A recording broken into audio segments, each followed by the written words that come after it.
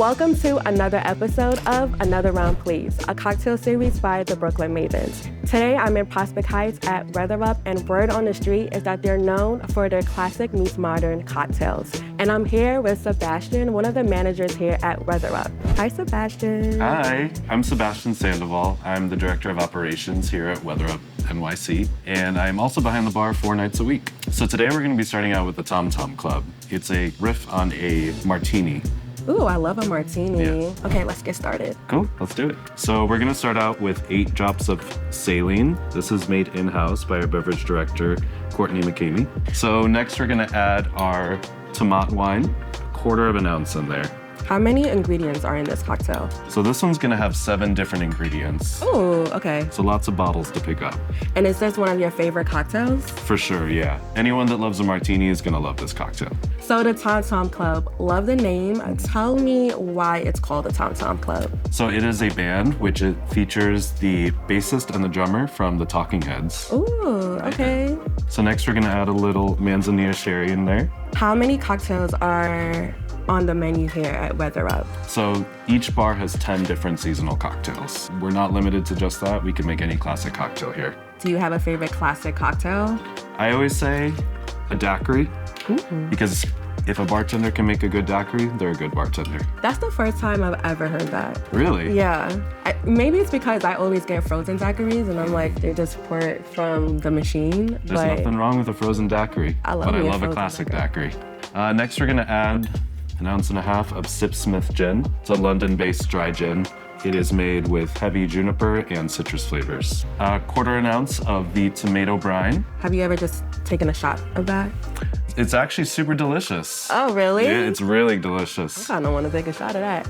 I do not like shots, but I will try a shot of the tomato brine. So now we're just gonna stir the cocktail. We're gonna get our ice. So we're a classic cocktail bar, so we use cubes and then we just crack the ice before we stir the cocktail. Oh, warning. I've never seen this before. And we're gonna stir our cocktail. And how long do you stir it for? You stir it for about 30 seconds. And if someone was to make this at home, what's like the #1 tip that you would tell them? I would say when you're stirring a cocktail, make sure the back of the spoon is always against the edge of the mixing tin. And how come? Does it make it easier to stir? Yeah, exactly. Okay. Perfect. We're going to double strain it into the coupe. So you won't get any of the seeds from the tomato brine. For sure. And we're just gonna garnish our cocktail. Then we have a pickled tomato, also made in-house. I love the copper detail as well. Yeah, it's a beautiful skewer. It's made by Sipsmith. And is this a popular drink here at Weather Up, or is it one of the low-key ones that, like, if you know, you know? I would say it's very popular. We have a lot of martini lovers as a classic cocktail bar. So this is a variation that we love to promote. Love the details. We're gonna remove the garnish and take a sip. Ooh. There's a lot of flavor in that one. What I really like about this drink is the fact that it gets better and better as time goes on. The flavors definitely evolved. I feel like it has a little spice in it as well. Absolutely, it's from the tomato brine. Ooh, okay, yeah, we gotta take a shot of that. For sure. Okay, so I think we are ready for another round. Let's do it.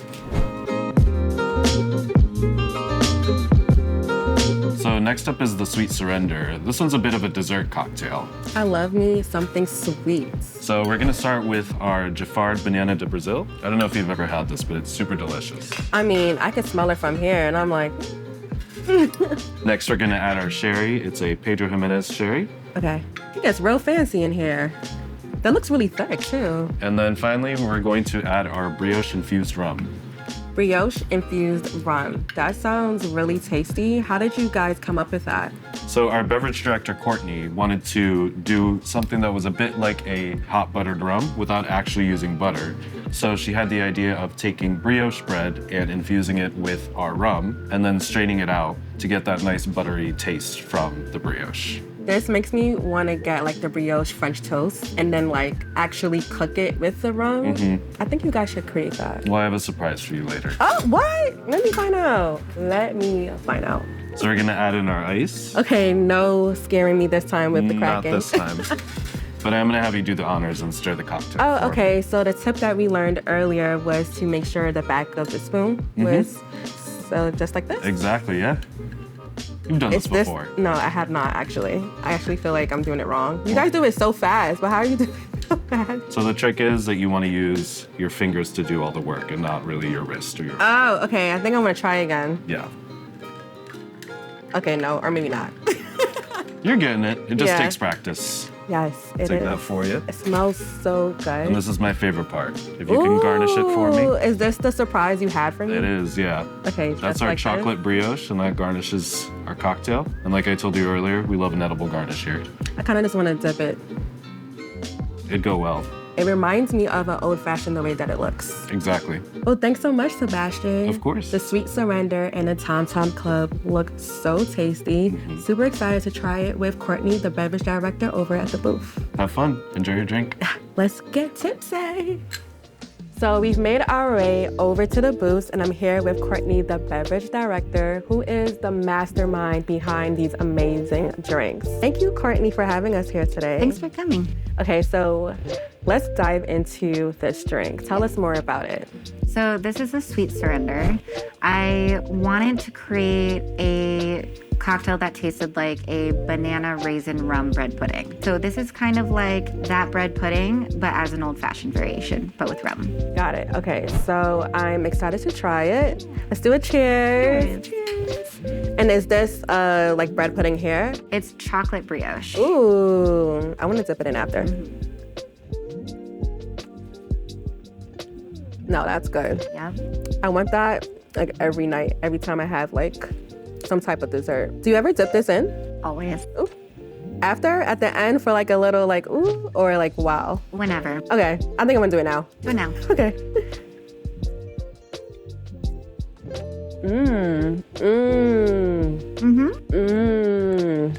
Okay, so I see that we have some snacks here, and I love bar snacks. So what do we have here? Yeah, so we keep it super simple because we are definitely more of a cocktail bar. So the snacks that we have are just pure salt. So we have corn nuts, which are just your classic corn nut. So puffed corn, oil, salt, that's it. Okay. And then we make voodoo spiced mixed nuts in-house. So it's a mixture of almonds, pecans, walnuts, pistachios, cashews, and then pepitas. And then with various spices and maple syrup. So if you've ever had the Zapp's voodoo chip. I love Zapp's. Ooh. They're so good. So this is reminiscent of that. And then we have just a classic mixed olive jar. So it's a mixture of Castelvetrano olives, Kalamata, and red Cerignola. So you get a little bit of everything. If you were to pair this snack, this one specifically, with a drink, what would it be? Ooh, probably the Tom Tom Club, because you would want that little like salty, savory bite with another salty, savory sip. I believe you, because the Tom Tom Club was hitting, and this one is so good. Okay. Yeah. I might get addicted to these. These are really good, actually. Yeah. So, Weather Up, tell me more about the name behind this establishment, but also tell me more about how have you guys evolved over the years? So Weather Up was started by Catherine Weatherup. Her last name is Weatherup. And it started in 2007. It started specifically as a classic cocktail bar when the revitalization of the cocktail industry was coming into fruition in New York City in the late 90s, early 2000s. So Catherine banded together with a few partners and then opened this bar. And Prospect Heights was like the perfect location because it was very community driven. And then 3 years later, she opened the Tribeca location. I love the fact that you guys are in different boroughs. Yeah, so we get to see two completely different clienteles, both local, both tourists, Tribeca being more work-oriented, you get that huge after-work crowd, and then Brooklyn being more of our community that we're in. So we have a lot of neighbors that come by. We're also very close to the Barclays Center, so we get a lot of after concert, after game. And that's always good. Exactly, yeah. Because we are a smaller bar here, we get to actually talk with our guests more and show them all of the cocktails that we do, classic and more modern, and then also find a great cocktail for everyone. And do you have a favorite cocktail? It depends on my mood. Oh, okay. More often than not, I will normally choose either a 50-50 gin martini It's equal parts gin, equal parts dry vermouth. Okay. Stirred up with a lemon twist, or doing like an Oliver twist where it's an olive and a lemon twist. Oh, I like that. And then other times it's a classic daiquiri. Classic daiquiri. That's what Sebastian told me before, so I'm gonna have to come Yep. back and try that. Okay, so I feel like we have another round coming up. Another round, yeah. Another round, please. So my theory is anytime I see a cocktail in this glass, it gives tropical, but tell me more about this cocktail here. Yeah, so this is called Ever Since New York. It definitely has a tropical feeling because it is on crushed ice, but it has more of like a citrus, herbaceous kind of appeal. So it's made with aquavit, which is a Scandinavian spirit, which has more of like a caraway flavor to it. Okay. And then we also pour Genepi, which is more of like an herbaceous liqueur similar to chartreuse. And then Vicario makes this Herba Louisa liqueur, which is lemongrass. And then we also pour a house-made lime oleo sacrum and rosemary syrup, which has salt in it. And then just kind of everything blends together, and you have this like slightly tropical but super citrusy herbaceous cocktail. Okay, Refreshing. I'm excited. One thing I want to note is I'm looking at the bottom of this drink that looks like a spoon, but it's the straw. It's the straw. It's called a spoon straw.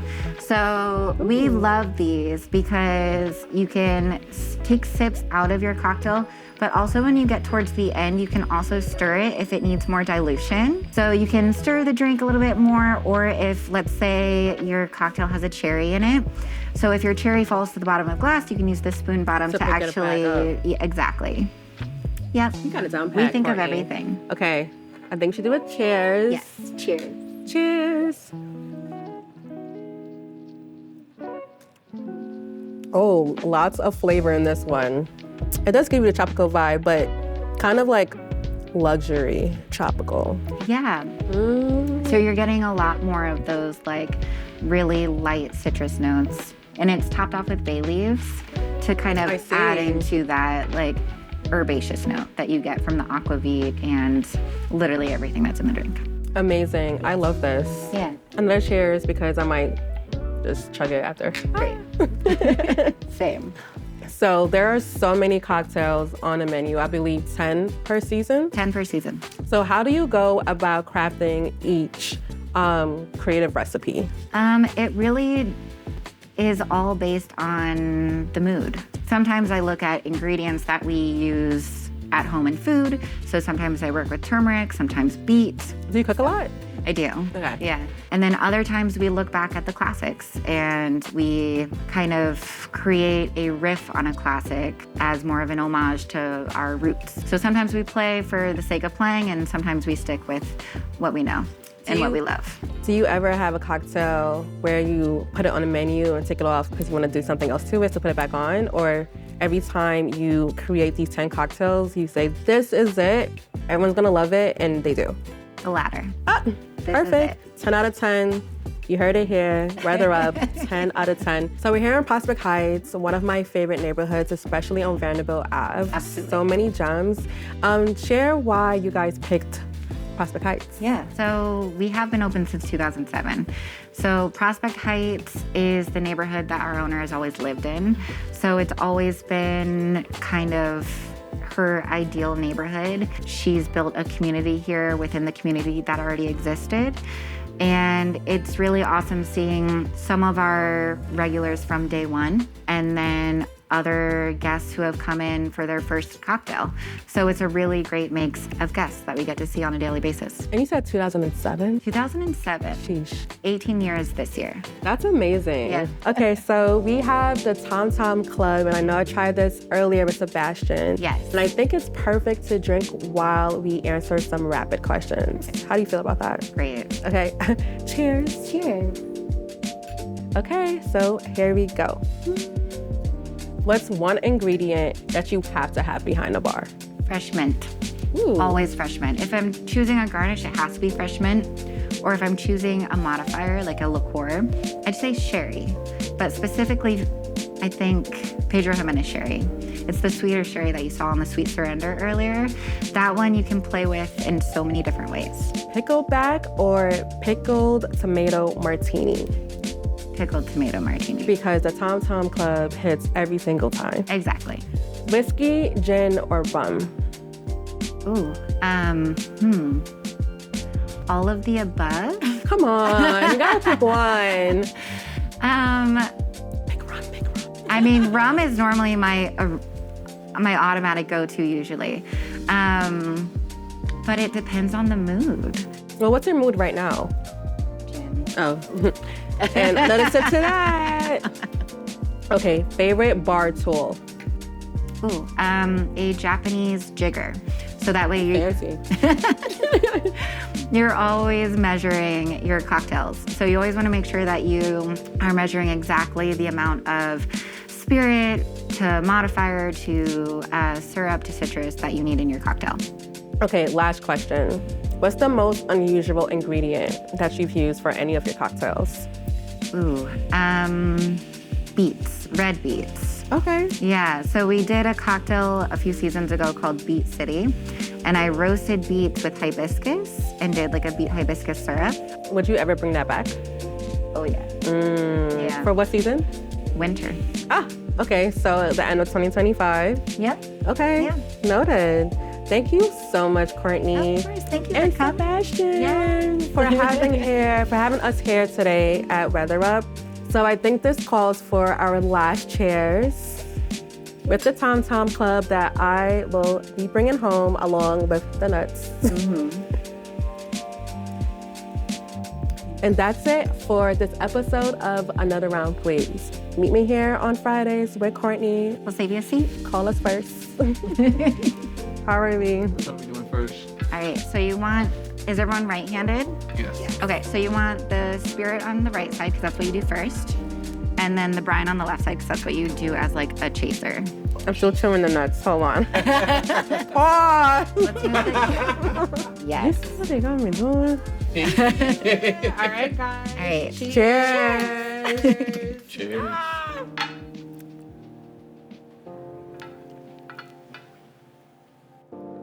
Oh, not bad. That's actually really good. Right? This definitely. It's a pickleback? Yes. Oh my God, I But want this every a time. Tomato pickle. tomato, yeah. Okay. Oh, Yes. Wow. that's good. Right? You see, the spice was in the Tom Tom, but Yeah. It's from the brine. That was good. I'm not gonna lie, that was actually really, That was really good. that was so good. Wow.